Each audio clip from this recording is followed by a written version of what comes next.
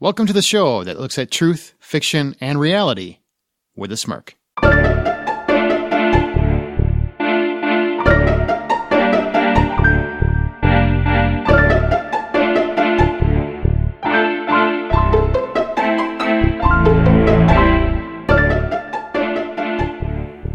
Aaron Peterson. I'm Amanda Sink. And I'm Zach Parkerson. And welcome to Smirk. Each week, one of our hosts poses an original story, which we then use as a springboard for spirited and lighthearted discussion on whatever the moral or theme of their story was. This week, it is Amanda's turn. I hope this won't be unfair. Oh my God. I'm never living that down. The I was title. making fun of you every week on this title. You know what? Honestly, it's deserved. That was a terrible title. We really weren't bothered by it until you made it. I was. You were upset, and we're like, well, I guess we're jumping all over that grenade. Was I on drugs when this happened? Terrible decisions sometimes, guys. Drugs. They're great. I mean, they're not great. Drugs are bad. Tell me more about your experiences, Zach. Dare to be better. Life is unfair.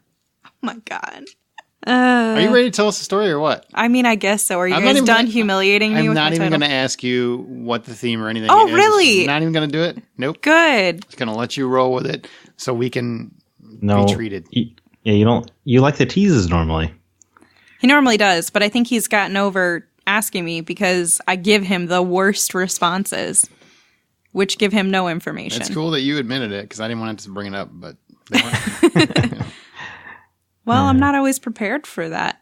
How do you give any of it away? What do you mean you're not prepared? You come to this show and just half-ass it every week? No, because that is not part of the format to give you hints and suggestions. You need to figure it out on your own, buddy. Oh, wow. This just got sassy. Are you ready for me to tell a story? Not really. Just talk. It's your favorite thing. Oh, ouch. That was unfair. Oh, see what you did there. It's your favorite word.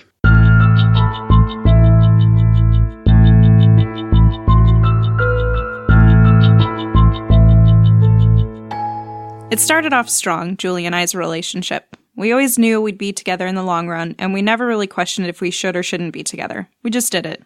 We both supported each other's dreams, but they fell hand in hand together pretty well anyway. She wanted to start her own business, but dealing with the people, and I wanted to run a business. With the success of our local restaurant, we began to consider our other future plans. We're doing well with this adventure. Maybe it's time we find another one, we thought. This led us to beautiful garbage disposals. Or as society calls them, babies. We always knew we wanted to have kids someday. We just never decided when. Turns out someday happened to be now, and we were ecstatic to be parents.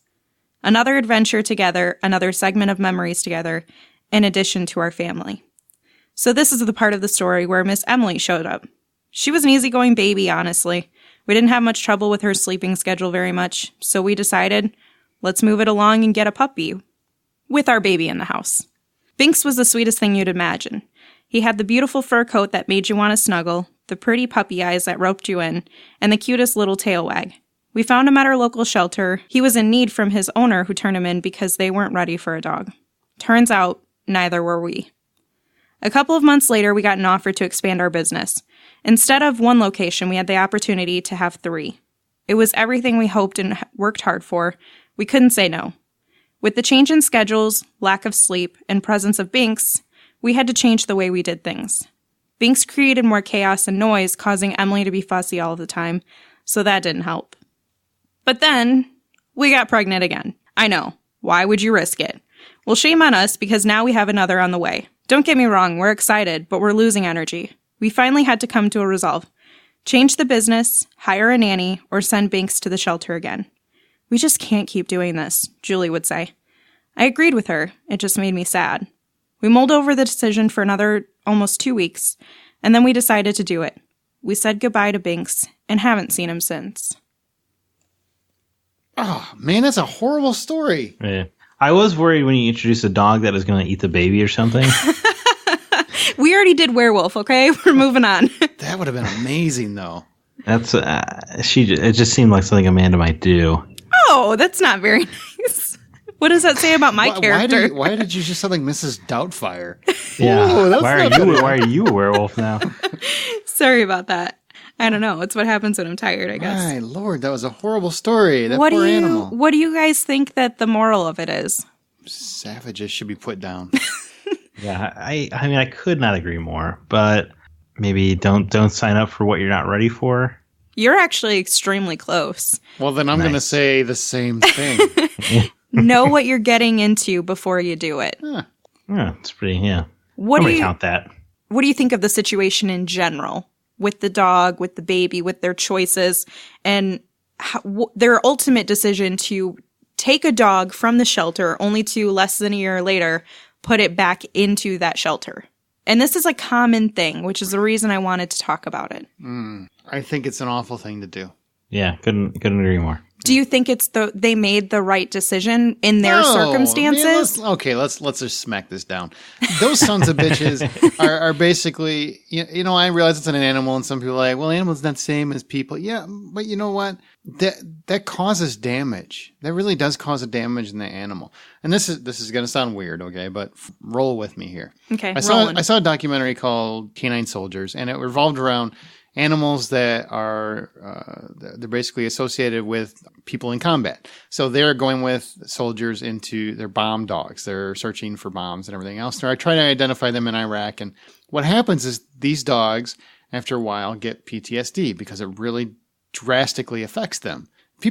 Some people, not all people, many people love animals and they treat them with great respect. But then there are the people that believe that there are people and then there's animals. An animal's a toy to them, and they treat it like a toy. And when it becomes an inconvenient toy, they discard it. Well, an animal or not, it has feelings, it has concerns, it has needs and wants, and its own minuscule dreams. So when people do that, you mentally destroy that animal each time that's done to them. And it happens to animals all the time. Sorry, I just got on a soapbox, but it makes me really want to punch those people in your fictional story in the face. Yeah. How do you know it's a fictional story? I don't. Sorry, Zach. Well, it's not a fictional story because it happens every day. It does. It happens a lot. So what do you think, Zach? Do you think that they made a terrible decision, and what would you suggest they do instead? Well, I think you don't get rid of your kid when it's too inconvenient. You make it work. You find a way. And I would say I would put a pet's life on par with, if not valued more than that of a human being.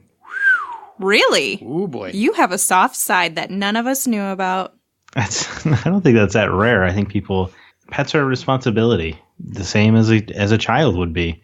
When someone gives their kid away because they're, oh my God, I can't get her to shut up, then people would say you're a bad person.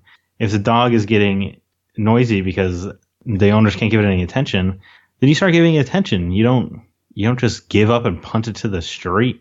I agree. And I mean, personally, I have a lot of concerns with shelters, and there's so many animals that go to them, and then people want a brand new puppy, so then they're going to go to a breeder, or they're going to go to like a pet store to get a new puppy, one that isn't quote unquote damaged, because there is a stigma around dogs that are in shelters. And then don't get them from a pet store, puppy mills. I know, and it perpetuates that when you buy them. And then they just put them into the shelter system, essentially. And when they go into that system, because people aren't adopting them, they're buying new puppies from breeders or puppy mills, then those dogs, a lot of those shelters have rules against euthanizing them. So then they live a very sad life that is tragic and isolated. And it's depressing because those dogs just get forgotten. And it's really, really sad. But I'm curious what you guys think of, is it worse to have a dog in a home that it's not being treated well at all or even paid attention to? It's isolated, it's unhappy, probably depressed, and it's left alone, or in a shelter where they're at least being taken care of? If you have to give away your dog because you can't give it the attention it deserves, the state should probably just take your kids as well, because they don't have a shot in the world. No, that's a great point. Yeah. I mean, stand by that. And I think it really just, what you're saying depends on people agreeing with you, depend on how they perceive animals, what level per se, that you guys had already talked about. I have friends that very much will look at an animal above people, and I have other friends that think, I don't understand why you care so much about an animal. It's just an animal. I mean, That's a person. That's just an animal. I mean, don't get me wrong. I get it. We're people, so there are breed and everything else. But if we care for something, does it really matter what they are? No, I love my stuffed animals all the same. Well, but those people that do that, I mean, they just discard them like they're bad toys or toys that gone wrong. I mean, they shouldn't be allowed to have animals then, ever again in the future. I mean, you made your call. If you can't handle the animal, I mean, I'm not talking about I couldn't handle it anymore. Maybe it was unruly or I couldn't train it properly. I did everything I could. You made the effort. Okay, I can hear those arguments. Aggressive animals that... Yeah, well, aggressive animals, yeah. But you know what? Untrainable. What happens in a lot of situations, if you go and look, and there's lots of studies on this, not all of them, obviously, but there are many cases where the animals that were aggressive because of the owners or the neglect of the owner. I mean, take some responsibility. If you want to take on that responsibility, then live up to it. It's that simple. Same with kids, same with whatever. Goldfish, feed the frickin' thing, change the water. Keep it alive. So, but to the point, avoiding the idea of, we're not thinking about the parents or the owners right now. We're thinking about for the safety and the well-being of the animal. Do you think that it's better to leave them in a situation where they're isolated at home and neglected, or in a shelter where, they're not getting that same family feel, but they're at least being well taken care of and given attention? Yeah, I mean, it's probably best for the dog to go back to a no-kill shelter. But I think Aaron made a great point that those people, if you have to give a dog back up for adoption in less than a year, your name should be blacklisted from adoption agencies. I agree with you guys on that for sure. I would concur. I would hope you concurred. That was your point. No, I mean with the going back to the shelter versus being in the home. I think that's neglect. Neglect is always, to me, neglect is worse than just about anything for people, animals. It's just a very sad thing. Yeah, it's very interesting that if you have a kid and you're having difficulty supporting them, the mentality is that, well, you fight for that kid and you do whatever you can. Whereas if it's a dog, people are just like, well, get rid of it. Oh, it happens all the time. It does. All the time. I was at, I don't remember where it was, not too long ago, and I actually overheard people saying that they had a puppy and, it keeps going in the bathroom on the rug or whatever it was doing. So we're probably going to have to get rid of it. I swear to God. And they were talking about a puppy. I'm like, you got to train the thing. It isn't like a magic puppy. It doesn't just stop pooping. You got to take that person and shove them into a wall. You have to train your child to not poop in a diaper anymore and poop in a toilet. So how can you expect an Rub animal? their nose in it. That's what works. People, dogs, whatever. If you rub your kid's nose in it, though, you go to DCFS. You have so many resources, though, as a pet owner to just Google and find so many different places that are giving you free information on how to train your dog, including videos. You have step-by-step videos. If you can't follow step-by-step videos, you are the problem, not the dog. Well, hang on. I want to interject a second. Now, YouTube can be complicated for people. So what if you get the guy who's like the gamer, wild, crazy jackass kind of guy doing a here's how you feed your dog video? Hey guys. I get it wrong. Is that my fault or their fault? I don't know what's going on. I feel like in the basic sense of feeding an animal, there should be a level of common sense. Common sense ain't exactly common. That's true. True that. But there's this growing issue because people get into something that they're not even researching. They're just like, oh, a puppy's going to be great. I'd love to have a dog. It'll comfort me. It'll support me. It'll do all these things for me. I can't wait to have a puppy. And it's a trend right now. But those people don't consider all of the work that it takes to actually sustain that life. It's a lot of work. It's basically a child when you get a puppy. So you have to be able to put your resources, your time, your money, everything into that animal to help raise it appropriately before it's fully trained at the stage that you want it to be.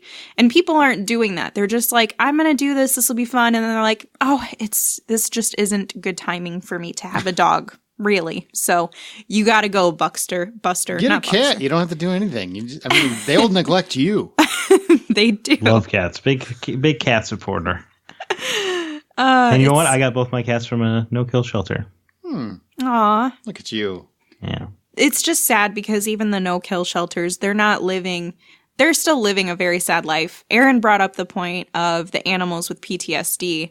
And one of the points I wanted to extend upon or reiterate, I guess, is that they have attachments just like we do. So that's where they're part of, for the soldier animals, they're dealing with PTSD because of the war zone, just like soldiers do. But they're also dealing with the attachment issues because they're no longer with that soldier anymore. Mm-hmm. And so we see it in a war setting. We see that also in just like an everyday, civilian setting where they're being taken away from everything that they know, even if that's only been a short time. And then they're expected to just go back. It's not a fair system. It's adoption. It's like the adoption system, which is also flawed. There's just no good reason for you to get into having an animal if you just aren't going to put in the work for it.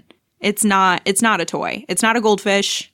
It's very different to have a puppy. Hey, goldfish shouldn't be a toy either. We should treat every animal thing. I'm saying except goldfish, they are dumb as hell. They can't do anything. They just don't have a memory, okay? But my point was that the goldfish are much easier to deal with than a puppy. Hey, flush them. Hey. Oh my gosh. Not immediately. You give them a chance. You see if you can make it work. Oh, poor Finding Nemo. This is your story. I found Nemo. He's in my toilet. Oh, man. Come on. So you guys already gave me like one idea of how we can try to fix the problem that's going on right now. And I'm genuinely curious what you guys have as alternative solutions. So if somebody returns a puppy, they're blacklisted from being able to adopt again. Do you have any other suggestions that you think would help this to prevent animals from being killed because they can't hang around any longer, or from just overpopulating adoption? Allow them to vote. Allow the dogs to vote? Look, I don't know if dogs are self-aware. I think that, they're sentient, but they're not. Real suggestions. They come in, they have like a little booth, and they put their paws down. It's like Airbud.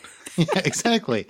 Airbud. Benji, I swear that one could think. So, they find their way home. I can't do that all the time. He's got me. Zach, do you have a suggestion beyond? No, I think Aaron's suggestion was pretty smart. I don't know. Voting? The other one, the first. The blacklisting. Except, I don't know, maybe some kind of, you pick your dog out, and then you still have to wait 2 weeks or something like that. Oh, I like that. Something, That would, like having like a waiting time period. Do you think you shouldn't be able to get a gun faster than a living being? That's true. Do you think that there should be any sort of restriction on being able to get dogs through a breeder or a puppy mill? Even if it's for a short time while we try to, get the animals that are in shelters adopted? Well, that is an interesting question, though, because what about kids in foster care? Nobody wants to adopt. They always want to have their own kid. So why don't we put a restriction on human breeding? Well, now you're on a different story, Zach. It feels similar to me, though. It is similar. What you're suggesting is a restriction on life created. I think which is a dangerous territory to get into. I think the difference is we cannot physically... That we think we are God? No, we cannot physically have puppies. We cannot make them inside of our body and have them look like us, no matter what we do. I don't think it's any... we already do. The government already allows it. They already allow people to breed animals, and that's the same thing. And so my question is, do you think that we should continue to allow it? Do you think that would help resolve the issue if people weren't allowed to do that? Or do you see the line where Zach is saying... I don't think they should. I've never thought that should be allowed. Animals should be able to procreate however they choose. The fact that you're forcing animals, and I know we do it for food and we do it for a lot of things. Yeah, that's what I was going to say. We kind of have to do it in order to survive when it comes to livestock and stuff like this. But we've clearly drawn a line as a species that we're going to domesticate some animals like cats and dogs. So we are kind of playing this role where we kind of consider ourselves to be some sort of god, right? Because we are breeding dogs for profit, essentially. Not essentially. That's what we're doing. That's what people are doing. Yeah, there's no essentially. That's literally what it is. You aren't doing it to, in the case of a farmer forcing mating to get more beef. Yes, you are doing it for money, but you're also doing it because we as human beings need that. We don't need a perfectly coded golden retriever. I don't think that one is correct. It's not a good thing that we advocate that. I'm not even I'm not an animal. I don't work for PETA. I don't care if you wear a fur coat. I really don't. But I will say I think the fact that we do some of the things we do, I think killing animals and skinning them to wear them is just creepy in a lot of ways to me. But then again, I like a leather jacket. So what do I know? Yeah. But when hypocrite. I know, absolutely. Total hypocrite. But when it comes to breeding animals and forcing animals to hump, to make, that word's always funny. I don't care who you are. Forcing animals to hump and then selling them, that is just weird. And I don't understand why. There's so many animals already out there, but because people think they deserve the best of the best, and it's got to be fresh, and it's got to be, DNA sequenced, whatever. It's just weird. Some it's people say their argument for it is that it's part of their natural state. Like that's just part of the natural drive of a dog is to procreate. But that's the same thing as people. They have a natural drive to procreate and have sex. Anything with sex organs. But that doesn't mean you force them to do it. Yeah, I was going to say they don't have a natural drive for you to make sure that they have the right legacy breed. Yeah. I mean, seriously, they're basically put it in a person's perspective. I know, that's why I am. No, I'm not saying the words, but you guys know the words I'm thinking of. Put it in a perspective. If you have children and you're like, it's kind of like arranged marriages. It's an arranged marriage. They're being forced to mate with someone they don't particularly want to, but their butt smells fine, so we'll get it on. And they're dogs, right? I'm not talking about the actual people. I gotcha. So if you find arranged marriages wrong, and I don't see why you wouldn't find this wrong. I understand animals, for a food source, and that needs to be done in that respect. Otherwise, people will die. I understand that. But for personal pleasure, for entertainment, that's just twisted to me. And I don't know why people don't think of it that way. I'm not knocking anybody that doesn't think. I mean, hey, you think of it however you want. But to me, it's a little twisted. Dark. Yeah, I think it is dark. The forced breeding. What's more twisted? Somebody right now, probably some creepy lady is just, or man, could be just somebody creepy, is sitting there right now be creepy, sexist. With one Doberman Pinscher on one side and another Doberman Pinscher on the other side, and she's like just playing Barry White and has like a chocolate milk bone in the middle of the floor and just trying to get these two together, and that's her whole night, and watching it. Yeah. She's like sitting, eating her taco while she's like crossing her legs, watching it. Binky, get in there. Yeah, you want that. Smell it. Everyone has their own kink. And she's filming it for herself later. Do you guys like to wear animals? Is that a cool thing you're into? Like fur coats and stuff? No. Leather coats? First of all, I don't even think they're cute. How about leather gloves? Do you like those? Cow gloves? Yeah, like some you mean like some sick biker gloves? Yeah. Yeah, it's pretty rad. Fingerless? Because you figure, what does that mean? Of course. They cut the fingers off the cow? I don't know. I don't think I've ever worn leather, but I would maybe wear a leather jacket, and I may have looked at one as a child so I could be Buffy. Nice. You know what? I respect that. Thank you. Hey. But yeah, I don't... Old people get that. I don't know. I guess sometimes I don't even think about it, and I know that sounds terrible. But like when I see somebody wearing a fur coat, I'm not like, wow, you had an animal skinned so you can wear that. How do you feel right now? But I probably should think that way, I guess, because it is when it comes to leather and stuff, I like to at least tell myself that you had to kill the cow for the meat anyway, so you may as well use the skin. Exactly. The hide. I justify it too. That's one way to do it, yeah. I mean, I do eat meat, so I can't ladies that look really, really good in fur coat, I'm like, well, we probably needed whatever that was. Yeah, who needs minsks? Right. That's not even a thing. They don't belong here. I'd be totally fine if somebody wore an octopus jacket. Would you, though? Wouldn't that be cool? No. Yeah. Gross. So many sleeves. You'd be the coolest person in the world if you're wearing an octopus on your back. Think you're wrong. We're going to have to agree to disagree on that one. Now, Lady Gaga's going to wear this at Grammys next year. She probably would. She stopped doing all that. So do you guys think that my story is truth or is it fiction? Unfortunately, it's truth. Truth. Technically, this is triction because it does happen. Oh, but the story itself was not based on an actual human being that I have read about. But it does happen all the time. Fetch, Zach. She will not let this go. Triction! You know what, Aaron? I hate to tell you, I have spoken to some listeners of Smirk, and people seem to like triction. You are welcome, sir. Yeah. However, the story is fiction in this scenario. Trademark pending, triction. Triction. Wouldn't it be cool? If we had our own word trademarked? I'm going to trademark it. You want to spend all that money for Hold on, how much is it? Let me Google it. It's a chunk of coin. All right, what's the title of your story? I feel like I should start coming up with more clever stuff. Oh, is it going to be an unfair title? Is it dog? It's sheltered. That's nice. Yeah, that works. I guess, but I need to get away from the one-word titles. No, but see, sheltered is very, it's open. It is. Yeah, because you say sheltered, I immediately think of like, oh, we're going to talk about a man-child in his mother's basement. That'll be my next story. You went there with that, huh? That's where I was just being honest and open with the listeners of where the word took me. Huh. If I hear sheltered, I immediately... What do you think of? Kind of a man-child in the basement. Yeah, that works for me. Yeah. Mm-hmm. Right. It's either that or the Rolling Stones with that, like, Give Me Shelter song. No. So you can get a trademark for under $200. It's like $300. Perfect. That's Google a smart says investment. 1 to 2. All right. Hey, get off Google. Both, yeah. All right. Oh, wait, hold on. There's a government filing fee of $275 per class.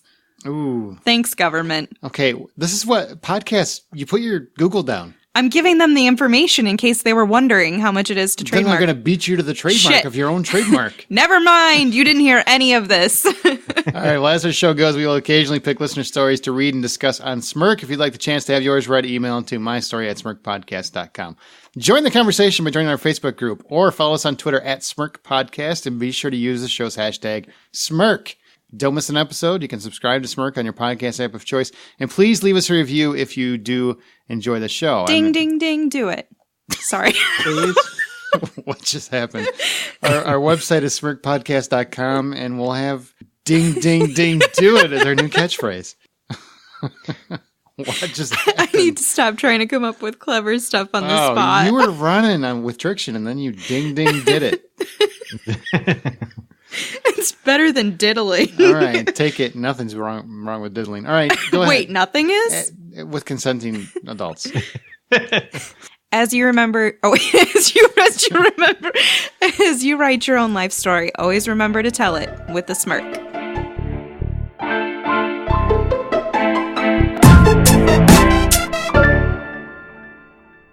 Nailed it. Ding, ding, ding, do it. That my Skype cut out right as she said with a smirk. Ooh. Did it really? Yeah, it was just funny timing. Well, at least it was done. Oh, very important. Did you hear ding, ding, ding to it?